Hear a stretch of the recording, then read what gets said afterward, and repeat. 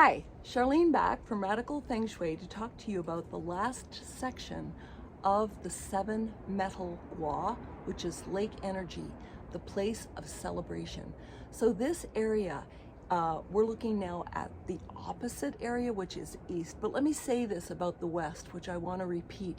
This is an area of, maintaining our health, maintaining our self and self-love, self-care, because it is about taking time to relax. That's what the West is all about.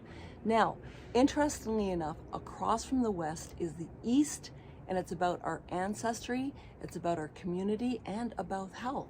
So there's a direct relationship between West and East.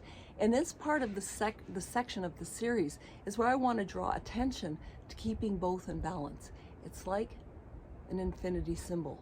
Every section has a section opposite that has a direct effect. Now, as I said, West is all about self-care, about really enjoying ourselves, communicating, keeping relationships alive. And it does have a very big impact by our ancestry, the DNA that we carry. And this area can get really triggered as per metal and control that can make us like workaholics, that can make us, it has to do with addictions, because hedonism is the energy associated with the youngest daughter. She's the one that gets all the fun and all the attention, and it leads to pleasure, and over too much pleasure. For example, if you have a big extension in the West, can lead to too much pleasure. That area is called the door to the brothel, meaning if you have an extension in the west of your home, then the door to the brothel means that maybe you spend too much money on things that you could be saving money for. So the opposite of that is when you have a missing area out of the West, you may not be spending time to take care of yourself, to celebrate, to be with friends.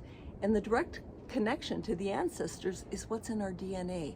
Or are we coming from alcoholic parents? Are we coming from workaholic parents? Are we coming from ancestors that may be really having an effect on us from the East Gua? So this is an area that we can really deal with in terms of keeping them balanced, to keep the energy of the West in league with the energy of the East, because it is about health. The East is about community. And as I talked about in my last video, it's also about communication. So when we grow and we learn more about our lives, our children, our grandparents, it's really amazing to find out where we came from and what we can do to shift the energies that weren't so great for them. When we think about what we have in this day and age, it's powerful. So knowing that these two areas are connected and that we can really deal with things that can be addictive by knowing it's over pleasure in the West, and that the East is calling us into proactiveness, into being healthy, into being communicative, to being in community. So keep those places in balance, both the East and the West, making sure that the metal is not too solid because it cuts the wood of the East. Thank you for joining me. I know this gets really intense sometimes, but it's so important to know that our spaces can really help us with our youth, vitality, and how we can go forward in life. Thank you.